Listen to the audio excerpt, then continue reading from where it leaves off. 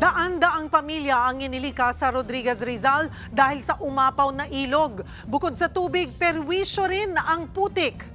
Live mula sa Rodriguez Rizal, nasa frontline ng balitang yan, si Dave Abuel. Dave, kumusta? Abay siguradong pahirapan ang paglilinis dyan.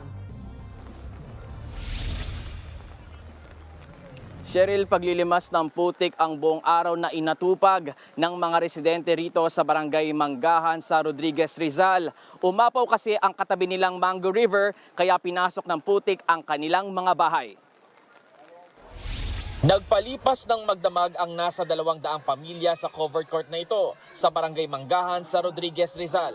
Umapaw kasi kahapon ang Mango River kaya inilikas sila ng mga otoridad. Kasama sa mga lumikas si Christine at 3 niyang anak. Binalikan niya ang kanyang bahay para ipagpatuloy ang paglilimas ng putik. Maiiyak na lang po. Magpapanibagong buhay na naman, magpapanibagong bibili na naman ng gamit, maghahanap ng pambili para may magamit. Kanya-kanyang dinis na rin ang mga residente. Pati ang katabing barangay, nakamonitor din sa umapaw na Mango River. Baka kasi umabot din sa kanila ang baha. Ang residenteng si Felix Sidaya, iniakyat na sa second floor ang ilang gamit. Nakataas talaga.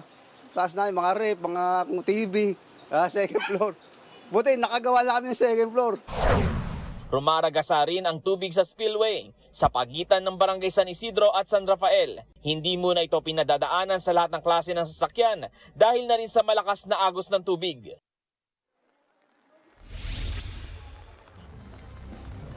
Cheryl, suspendido ang klase bukas sa lahat ng antas sa pampubliko at pribadong eskwelahan sa buong Rizal dahil pa rin sa nararanasang ulan dulot ng habagat. Bukas pa rin ang mga tanggapan na nakatuon sa serbisyong medikal, pagresponde sa disaster at emergency at iba pang basic at essential services na higit na kailangan tuwing may sakuna. Cheryl. Maraming salamat, Dave Abuel. Mga kapatid, Cheryl Cosing po. Maging maalam at may pakialam sa mga napapanahong issue at headlines. Mag-follow at mag-subscribe na sa social media pages ng News 5.